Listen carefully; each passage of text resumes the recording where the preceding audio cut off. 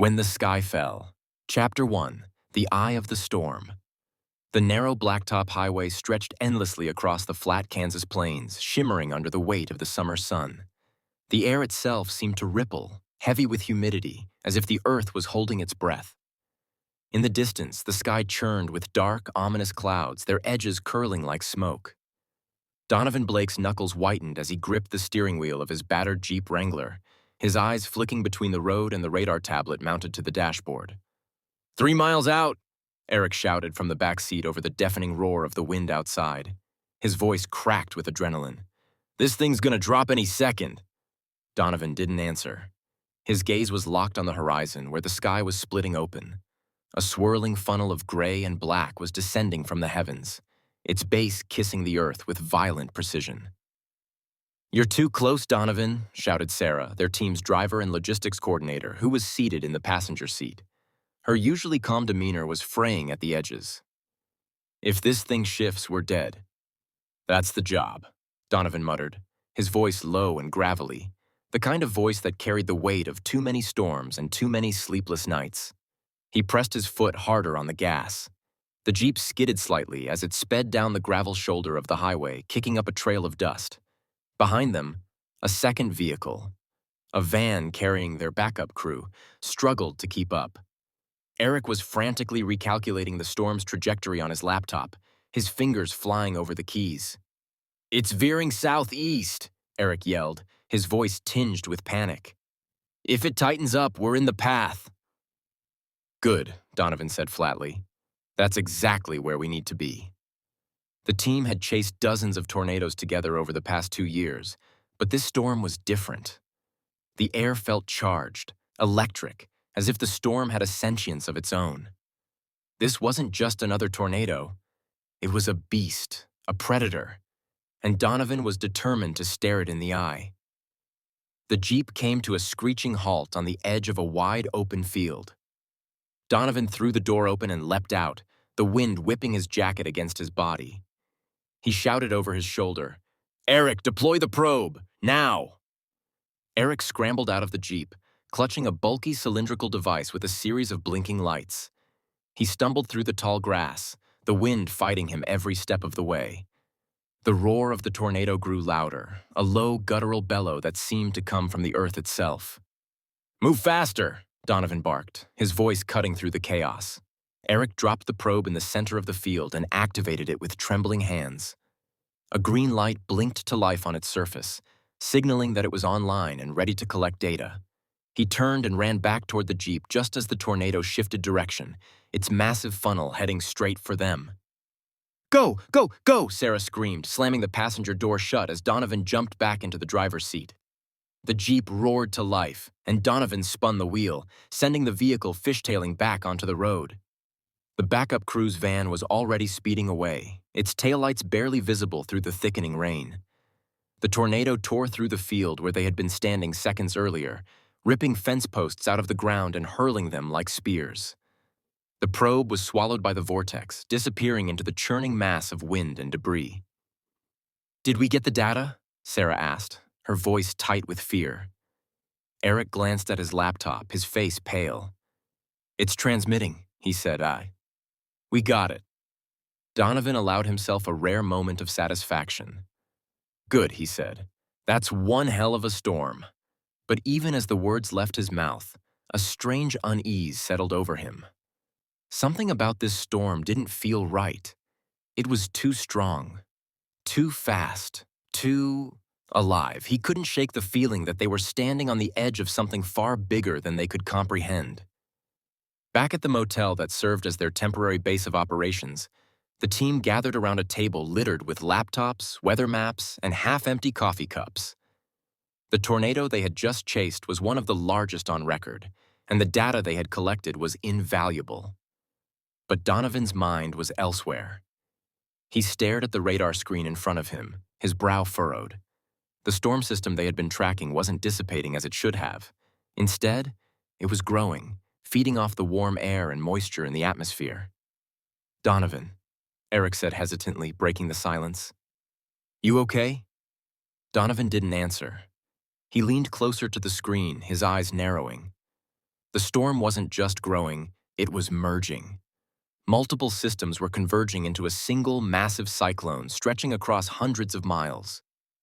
"This doesn't make sense," Donovan muttered to himself. "Storms don't behave like this." "What are you talking about?" Sarah asked, looking over his shoulder. Donovan pointed to the screen. "Look at the pressure readings. Look at the wind patterns. This isn't just a storm, this is something else." Eric frowned. "What do you mean, something else?" Donovan turned to face the team, his expression grim. "I mean, this could be the biggest storm in recorded history. Maybe in human history. If it keeps growing at this rate, it'll make landfall as a Category 6. "Category 6 doesn't exist," Sarah said, her voice shaky. "It does now," Donovan replied. The next morning, Donovan made a series of frantic phone calls. He contacted the National Weather Service, the Federal Emergency Management Agency, even a few journalists he had connections with. But no one took him seriously. His warnings were dismissed as overblown, the ramblings of a man who had spent too much time chasing storms. Frustrated and angry, Donovan slammed the phone down and turned to Eric. "We're on our own," he said. "No one's coming to help." Eric nodded, his face pale. "What do we do?" Donovan looked out the window at the darkening sky. "We prepare, and we pray." As the sun set that evening, the storm continued to grow. The wind howled through the motel parking lot, rattling the windows and shaking the walls. Donovan stood outside, staring at the horizon, where flashes of lightning illuminated the massive wall of clouds. "This is just the beginning," he said softly, more to himself than anyone else. Eric joined him, his hands stuffed into the pockets of his jacket. "Do you really think it's going to be that bad?" Donovan didn't answer. He just stared at the sky, his expression unreadable. Deep down, he already knew the answer. The storm was coming, and there was nothing anyone could do to stop it. The sky above them rumbled, as if in agreement. When the Sky Fell, Chapter 2, A Nation in Denial. The motel's fluorescent lights buzzed faintly as Donovan leaned against a weathered table, staring at the radar screen on his laptop. It was past midnight, and the rest of the team had retired for the night, their exhaustion finally catching up to them. But Donovan couldn't sleep. The storm system on his screen was evolving at an alarming rate, its spiraling mass now covering nearly half the Atlantic Ocean. The data didn't lie. This wasn't just a storm. It was a monster. A superstorm unlike anything the world had ever seen. And it was heading straight for the eastern seaboard of the United States. Donovan's phone buzzed on the table, jolting him from his thoughts. He picked it up, seeing Eric's name flash on the screen. "Eric," Donovan said, his voice low and gravelly from lack of sleep. "Donovan," Eric replied, his tone frantic.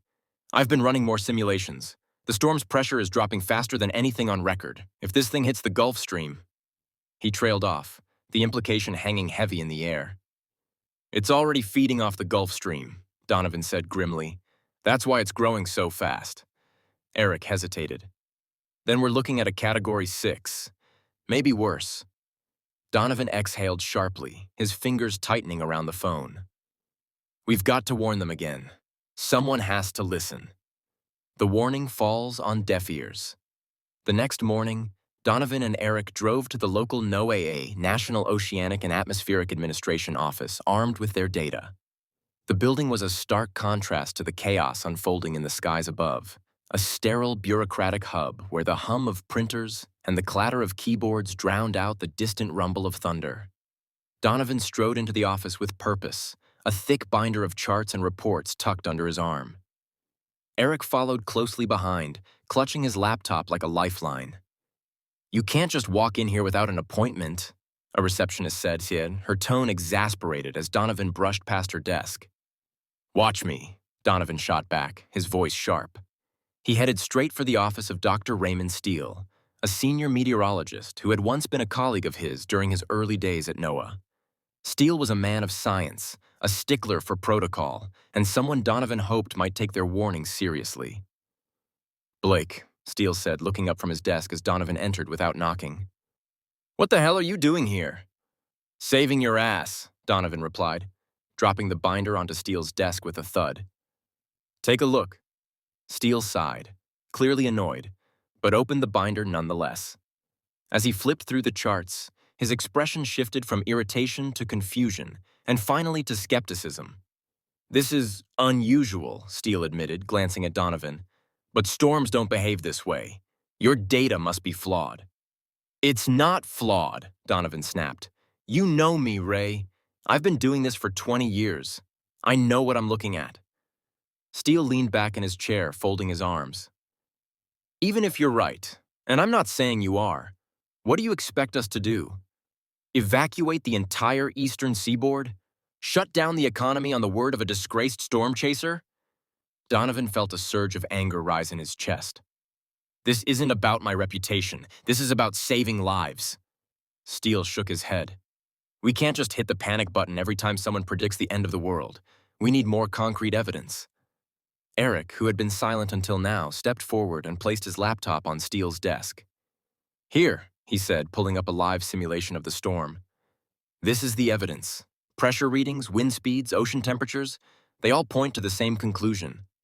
This storm is going to be catastrophic. Steele glanced at the screen, his frown deepening.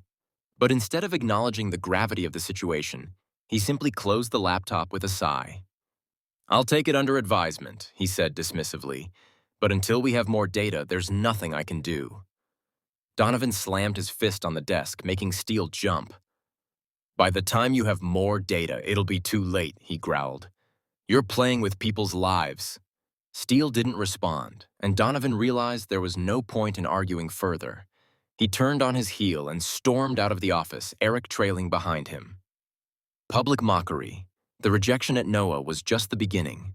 Over the next few days, Donovan and Eric tried to spread the word through every channel they could think of. They contacted local news stations, meteorology forums, and even took to social media, posting their findings online. But instead of taking their warnings seriously, the public ridiculed them. News anchors mocked Donovan on live television, dubbing him the Doomsday Chaser. Social media exploded with memes, portraying him as a paranoid conspiracy theorist. One particularly cruel comment stuck with Donovan. This guy's just mad he couldn't save his family, so now he wants to scare the rest of us. Donovan threw his phone across the motel room in frustration, the screen shattering against the wall. Eric flinched but said nothing, his own face pale and drawn from the relentless stress. They won't listen, Donovan said, his voice hollow. They'd rather laugh at me than face the truth. Eric hesitated before replying. Not everyone's ignoring you, he said. I've gotten a few messages from independent meteorologists who believe us. They're sharing the data with their networks. Donovan looked at him, a flicker of hope in his eyes. It's a start, he said quietly. But it's not enough. The calm before the storm. As the days passed, the storm continued to grow, its outer bands now visible from the Florida coastline. Yet, for much of the country, the weather remained eerily calm. The sun shone brightly over cities like New York and Washington, D.C., lulling people into a false sense of security. This is the problem, Donovan said one afternoon as he and Eric watched a live news broadcast in their motel room. The weatherman on screen was cheerfully reporting that while a significant storm was forming in the Atlantic, it was unlikely to affect the mainland. People think if they can't see it, it's not real, Donovan continued, his voice bitter. It's human nature to ignore the storm until it's right on top of them. Eric didn't respond. He was staring at his laptop, his face pale. Donovan, he said slowly, you need to see this. Donovan leaned over his shoulder, his eyes widening as he took in the updated radar image. The storm had grown even larger, its spiraling mass now covering nearly the entire eastern seaboard. And its trajectory had shifted. It's heading for Florida, Eric said, his voice barely above a whisper. Landfall in 72 hours. Personal stakes. Eric spent the next few hours trying to contact his family who lived in Orlando. His mother finally answered the phone, her voice warm but dismissive when he tried to warn her. Eric, honey, you always were a worrier, she said with a laugh. We've lived through plenty of hurricanes. We'll be fine. "This isn't just a hurricane, Mom," Eric said, his voice breaking. This is the end of everything." But no matter how hard he tried to convince her, she refused to leave. Eric hung up the phone, tears streaming down his face. Donovan placed a hand on his shoulder. "You did what you could," he said quietly.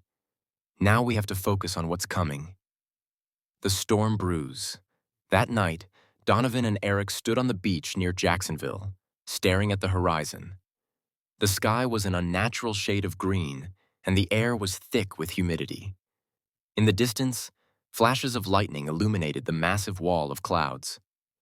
"This is just the beginning," Donovan said softly, his voice heavy with dread. Eric nodded, his face pale. "Do you think anyone will listen before it's too late?" Donovan didn't answer. Deep down, he already knew the truth.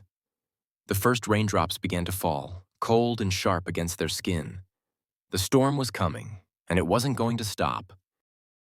When the Sky Fell, Chapter 3, The First Strike. The first signs of the storm's landfall came at dawn.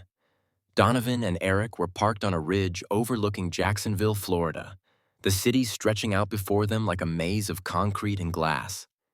The ocean roared in the distance, its waves already crashing violently against the shore, spilling over the seawalls and flooding nearby streets. The wind screamed through the trees, bending their trunks until they seemed ready to snap. Donovan stood outside the Jeep, his arms crossed against the biting wind, watching as the horizon disappeared into a wall of churning gray. The storm had arrived. Eric climbed out of the vehicle, clutching his laptop as if it could somehow protect him from the chaos unfolding around them. "The wind speeds are hitting 150 miles per hour, he said, his voice barely audible over the howling gusts. "This is still just the outer bands." Donovan didn't respond. His eyes were fixed on the city below, where the first signs of panic were beginning to emerge. Traffic clogged the highways as residents tried to flee inland, their taillights stretching into the distance like a vein of red in the chaos. But it was too late. The storm was closing in, and there was no escape. "We shouldn't be here," Eric said, his voice shaking. "This place is a death trap." "We need to document this," Donovan replied, his tone calm but firm. "People need to see what's coming. They need to understand." Eric hesitated, then nodded. He knew better than to argue with Donovan when his mind was set.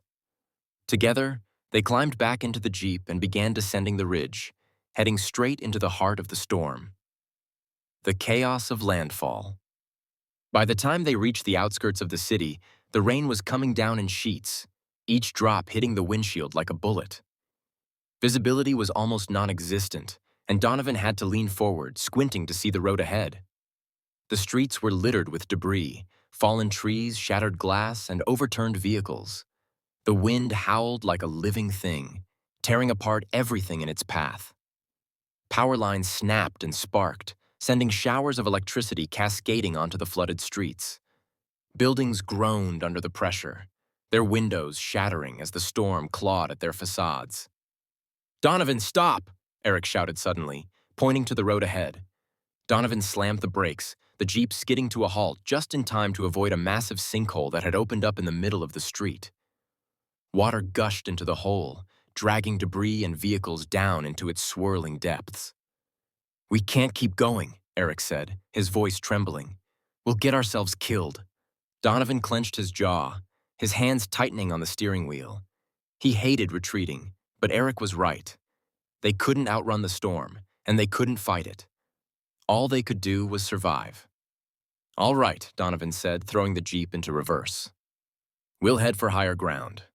The government's collapse. As Donovan and Eric fought their way through the storm, the rest of the nation was descending into chaos. The federal government, overwhelmed by the scale of the disaster, struggled to coordinate a response. Emergency services were stretched thin, unable to reach the millions of people trapped in the storm's path. News broadcasts painted a grim picture. Entire neighborhoods flattened by tornadoes, coastal cities swallowed by storm surges, and rivers bursting their banks, flooding towns that had never seen water this high. The storm wasn't just a hurricane. It was a force of nature, an unstoppable juggernaut that left nothing but destruction in its wake. In Washington, D.C., the president addressed the nation from the safety of an underground bunker. His voice trembled as he urged Americans to stay calm, but his words rang hollow. The storm was beyond human control, and everyone knew it. Survivors panic. Donovan and Eric found themselves on the edge of Jacksonville in a small neighborhood that was already half submerged in water. The storm surge had turned the streets into rivers, and the houses, once sturdy and secure, were now little more than fragile shells. As they navigated the flooded streets, they came across a family stranded on the roof of their house. A man, his wife, and their 2 young children were huddled together, their faces pale with fear. "Help us!" the man shouted, waving his arms desperately. "Please!" Donovan hesitated, glancing at Eric. "We can't just leave them," Eric said, his voice firm. Donovan nodded. "All right, let's move." They pulled the Jeep as close to the house as they could, the water lapping at the vehicle's tires. Donovan climbed onto the roof of the Jeep and extended a hand to the man, who hoisted his children across with trembling hands. Eric helped the wife climb down into the back seat, her face streaked with tears. The man was the last to climb aboard, just as the water began to rise even faster. "Thank you," he said, his voice breaking. "Thank you." "Don't thank us yet," Donovan replied grimly, gunning the engine and steering the Jeep back onto what remained of the road. Nature's fury. As the hours passed, the storm only grew stronger. Tornadoes spun off from the main system, tearing through the countryside with unimaginable force. Donovan and Eric watched in horror as an entire apartment complex was ripped apart before their eyes, its walls collapsing like a house of cards. The rain was relentless, pouring down in torrents that seemed determined to drown the world. Rivers overflowed their banks, turning farmlands into vast, murky lakes. Bridges collapsed under the weight of the floodwaters, cutting off entire communities from the outside world. And then there was the wind, a howling, screaming force that seemed to come from the very heart of the storm. It tore roofs off buildings, uprooted trees, and sent cars tumbling like toys. It was a sound that Donovan would never forget, a primal roar that spoke of the storm's raw, unrelenting power. A moment of humanity. In the midst of the chaos, Donovan and Eric found themselves sheltering in an abandoned church with the family they had rescued. The old building creaked and groaned under the weight of the storm, but its stone walls held firm.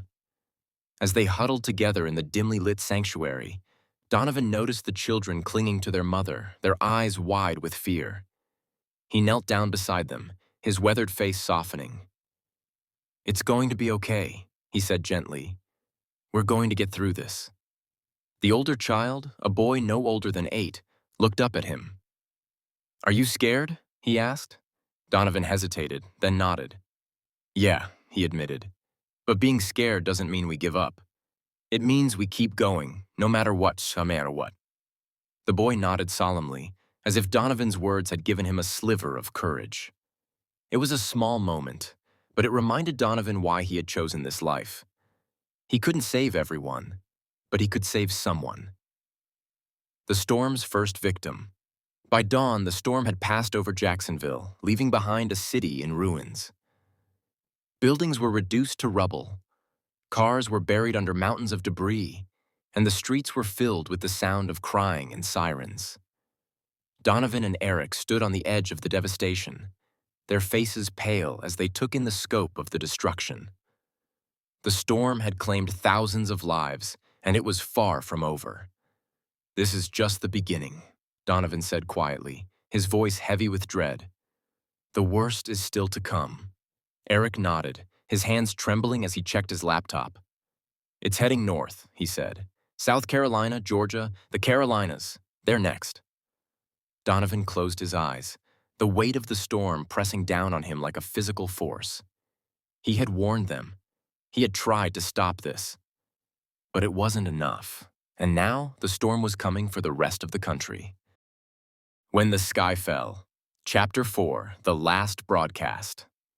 The storm had moved north, but its wrath lingered in Jacksonville, leaving behind a wasteland of shattered glass, splintered wood, and lifeless streets.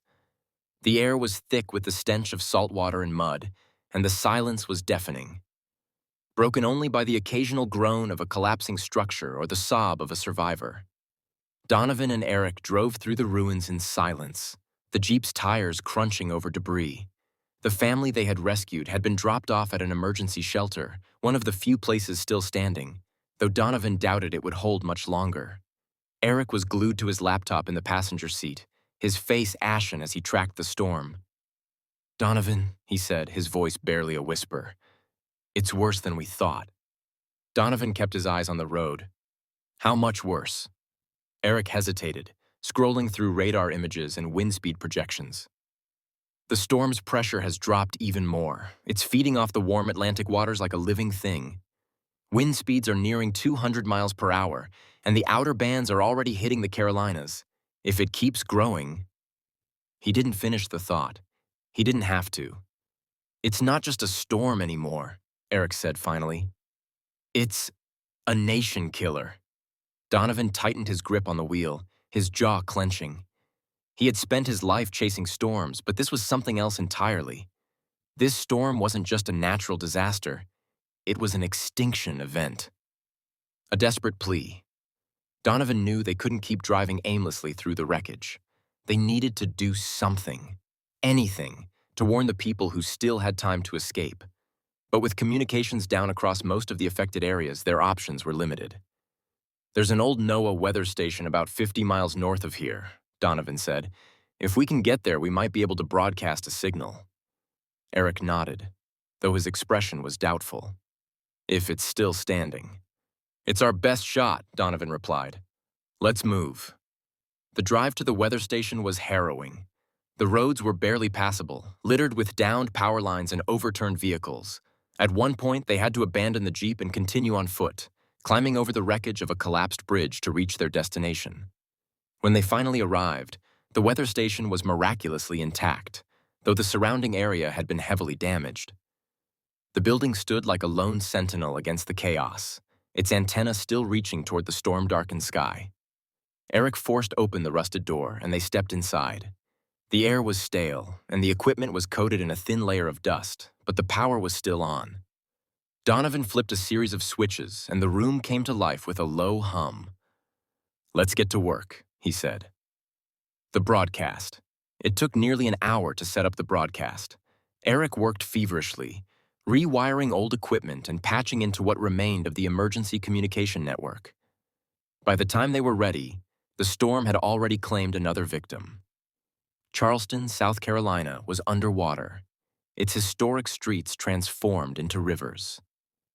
The death toll was rising by the minute, and the storm showed no signs of slowing down. Donovan sat in front of the microphone, his heart pounding. He had never been one for public speaking, but this wasn't about him. This was about saving lives. He took a deep breath and began to speak. "This is Donovan Blake," he said, his voice steady but urgent. "If you're hearing this, you need to act now. The storm that's tearing through the East Coast is unlike anything we've ever seen. It's bigger, stronger, and deadlier than any hurricane in recorded history." He paused, his throat tightening. "I've spent my entire life chasing storms, and I've seen the worst of what nature can do. But this is something else. This storm will not stop. It's heading north, and it will destroy everything in its path. If you're in its way, you need to evacuate. Don't wait for the authorities to tell you. Don't assume you'll be safe. Get out, now."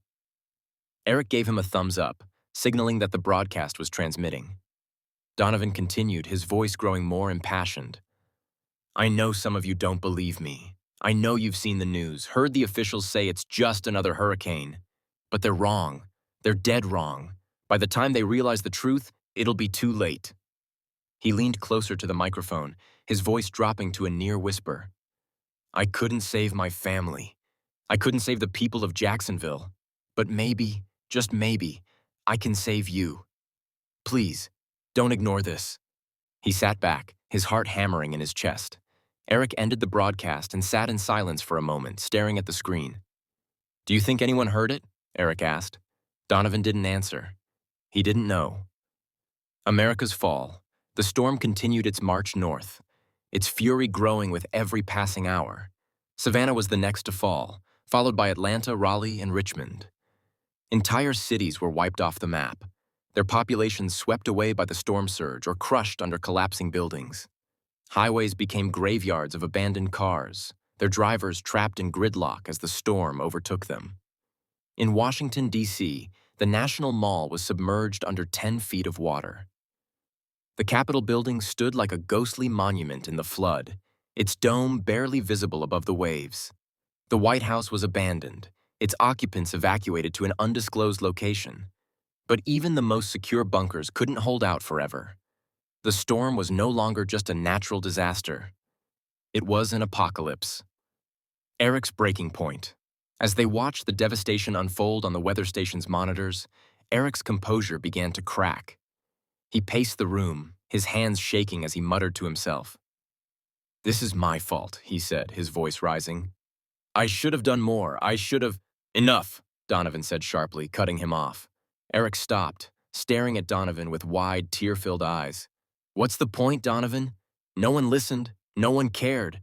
We're just two guys screaming into the void." "We're alive," Donovan replied. "And as long as we're alive, we can still make a difference. We can still save someone." Eric sank into a chair, burying his face in his hands.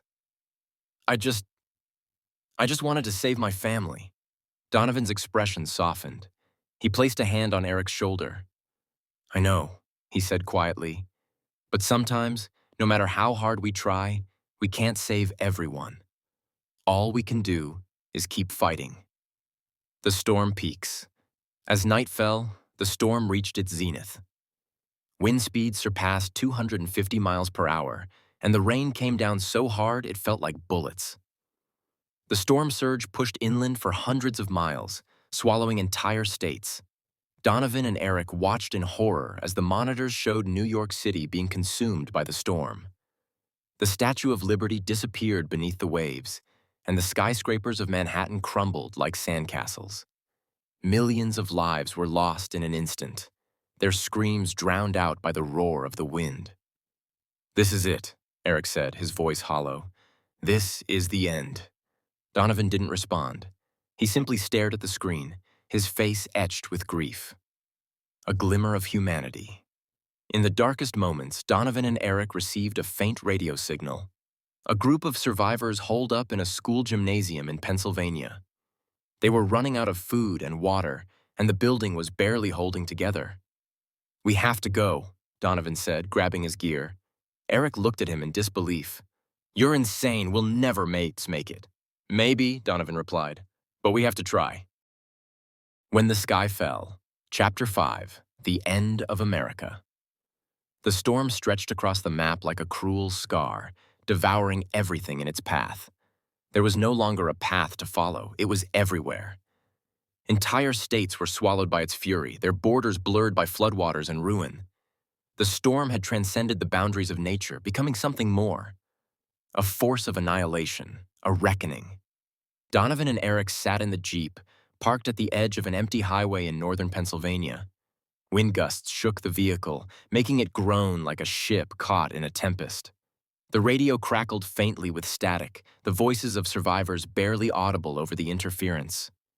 "If anyone can hear this, we're at the Franklin High School gym. We need help." The signal was weak, but it was enough. Donovan glanced at Eric, whose face was pale and drawn. "It's not far," Donovan said. "That. We can make it." Eric hesitated, staring at the storm clouds boiling on the horizon. "Donovan, this isn't just a storm anymore. It's a death zone. We're lucky to even be alive right now." "Lucky's got nothing to do with it," Donovan replied. "Those people called for help. If we don't go, they'll die." Eric rubbed his temples, his exhaustion evident. "And what happens if we die trying? What's the point?" Donovan's jaw tightened. He turned to Eric, his eyes hard. "The point is that we're still breathing, and as long as we're still breathing, we have a choice. We can sit here and wait to die, or we can do something that matters." Eric stared at him for a long moment, then nodded reluctantly. "All right," he said. "Let's do it." The road to Franklin.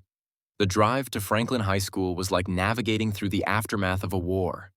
The highway was littered with wreckage, overturned cars, uprooted trees, and pieces of houses that had been torn apart by the storm. The rain lashed against the windshield with unrelenting force, and the wind howled like a wounded animal, threatening to shove the Jeep off the road. Donovan gritted his teeth, his knuckles white on the steering wheel. He had driven through countless storms, but this was different. The storm felt alive, like it was watching them, waiting for the right moment to strike. "Left here," Eric said, pointing to an exit ramp that was barely visible through the downpour. "The school's about 2 miles up this road." Donovan turned onto the ramp, the tires skidding on the slick pavement. The road was completely flooded, the water rising up to the Jeep's doors. Eric gripped the dashboard, his eyes wide with fear. "This is insane," he muttered. "Yeah," Donovan said, a faint smirk tugging at his lips. "That's what makes it fun." Eric shot him a look, but before he could reply, a massive gust of wind slammed into the Jeep, lifting it off its wheels for a brief, terrifying moment. The vehicle crashed back down, sending a spray of water in all directions. "Keep it together," Donovan shouted, gripping the wheel tighter as he fought to keep the Jeep on the road. The school was close now. He could see its outline through the sheets of rain. A beacon in the darkness. When they finally arrived at Franklin High School, the parking lot was a lake, the water rising up to the building's first-floor windows. The gymnasium, located on higher ground, was the only part of the school that seemed untouched by the floodwaters. Donovan and Eric parked the Jeep on a patch of dry ground and grabbed their gear. They waded through the water, the cold seeping through their clothes and biting at their skin. The wind howled around them, carrying debris through the air like deadly projectiles. When they reached the gymnasium, they found the doors barricaded from the inside. Donovan pounded on the metal frame. "This is Donovan Blake," he yelled. "We're here to help." For a moment, there was no response. Then slowly, the doors creaked open, revealing a haggard man clutching a baseball bat. His face was gaunt, his eyes sunken with exhaustion and fear. "Are you with FEMA?" the man asked, his voice hoarse. "No," Donovan replied. "But we've got supplies and a working vehicle. How many people are inside?" The man hesitated, then stepped aside to let them in. The gymnasium was dimly lit by a few emergency lanterns, and the air was thick with the smell of sweat and desperation. Nearly 50 people were huddled together on the bleachers, their faces pale and haunted. Mothers clutched their children.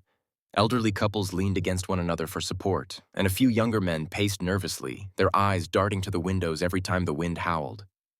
"We've been here for 2 days," the man explained. "No food, no water. We thought we were done for." "You're not," Donovan said firmly. "Help's here." The fragility of survival. Donovan and Eric distributed what little food and water they had, but it was barely enough to make a dent in the group's needs. The survivors were weak, dehydrated, and terrified, and the storm showed no signs of letting up. Eric sat down on the bleachers next to a young woman cradling a baby. The child was crying weakly, its tiny body trembling with hunger. "How old is he?" Eric asked softly. 6 months, the woman replied, her voice barely audible. "His name's Ethan." Eric swallowed hard, his throat tightening. He reached into his bag and pulled out a granola bar, handing it to her. "It's not much," he said, "but it's something." The woman took the bar with trembling hands, tears streaming down her face. "Thank you," she whispered. Eric nodded, unable to speak. He turned away, his chest heaving as he tried to hold back his emotions. The storm's wrath. As night fell, the storm's intensity reached its peak.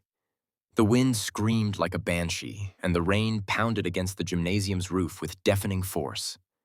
The structure groaned under the pressure, and water began to seep through the cracks in the walls. "We can't stay here," Donovan said, pacing near the doors. "This building won't hold." "Where do we go?" Eric asked.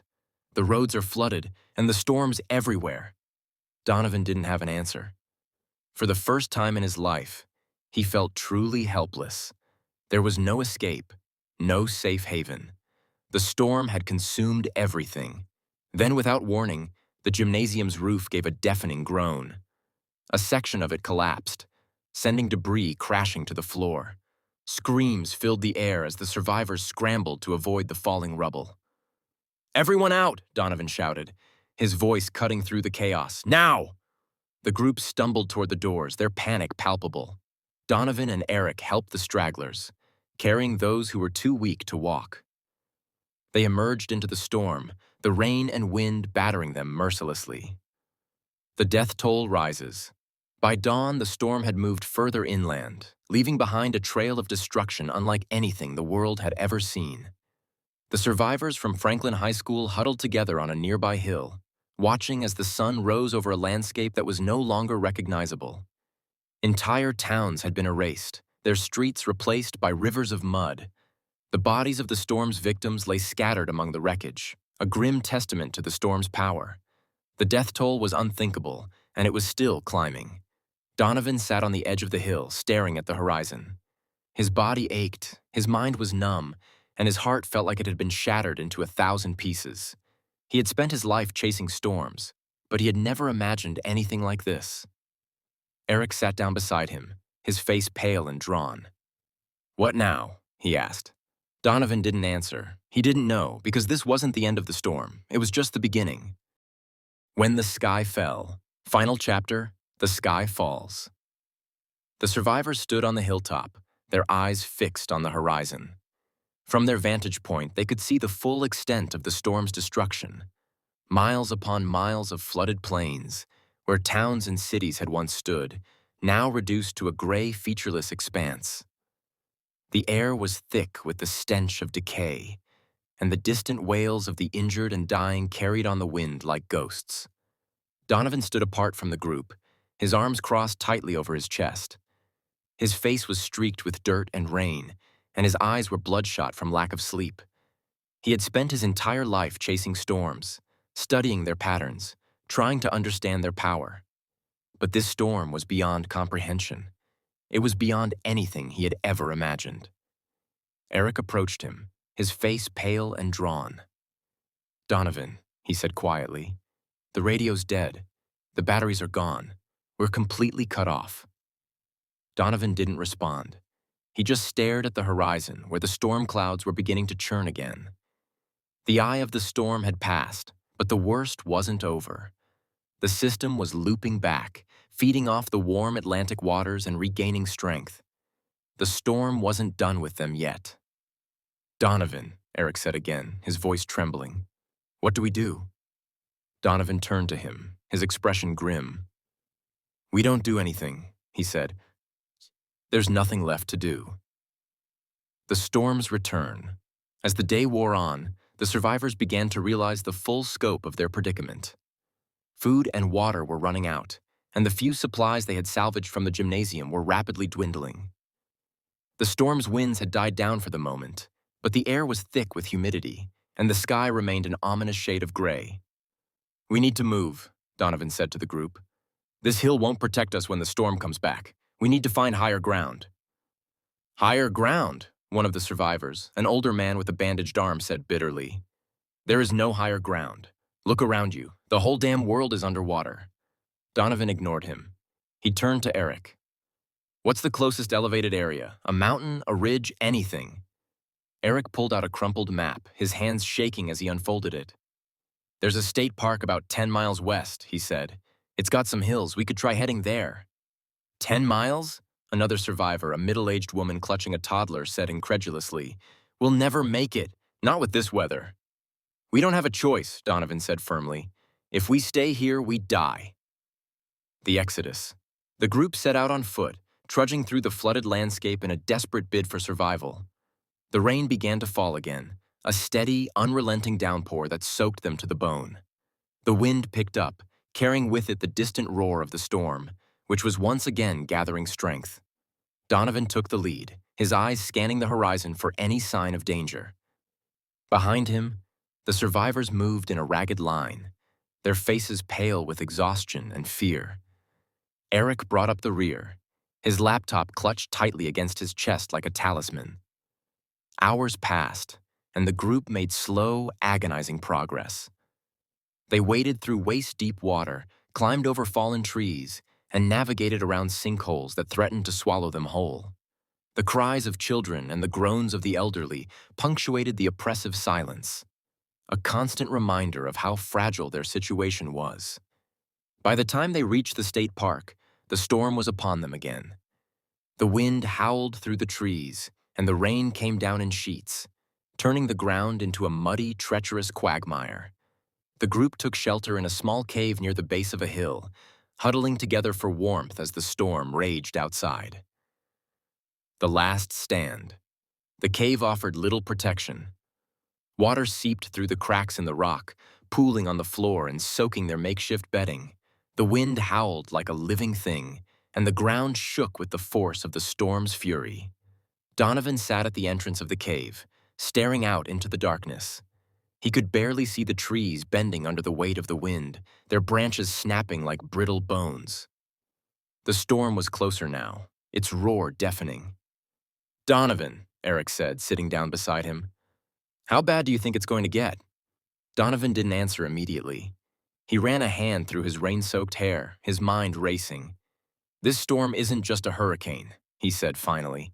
"It's something else, something we don't understand, and I don't think it's going to stop until it's destroyed everything." Eric swallowed hard. "You think this is it? The end?" Donovan turned to him, his expression unreadable. "I don't know," he admitted. "But whatever it is, we can't outrun it." The sky falls.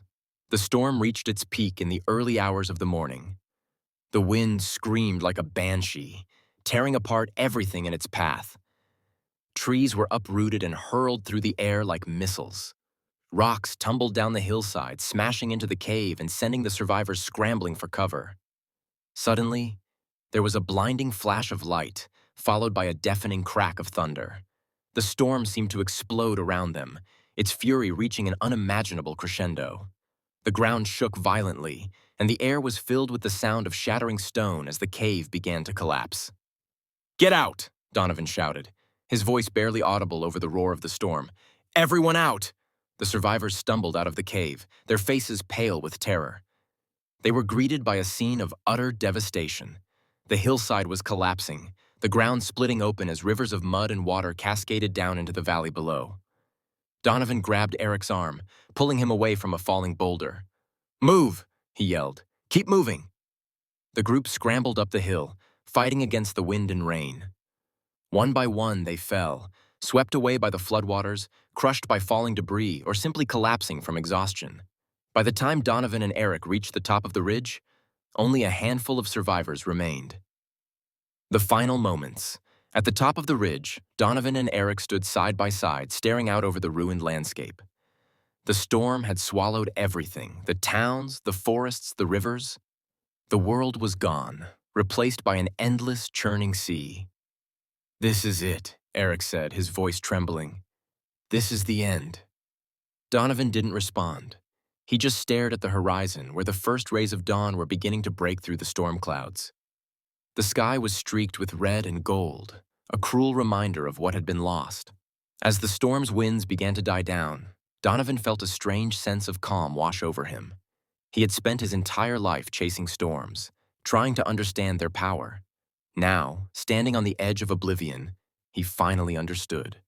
The sky had fallen, and there was nothing left to save. Epilogue. Silence.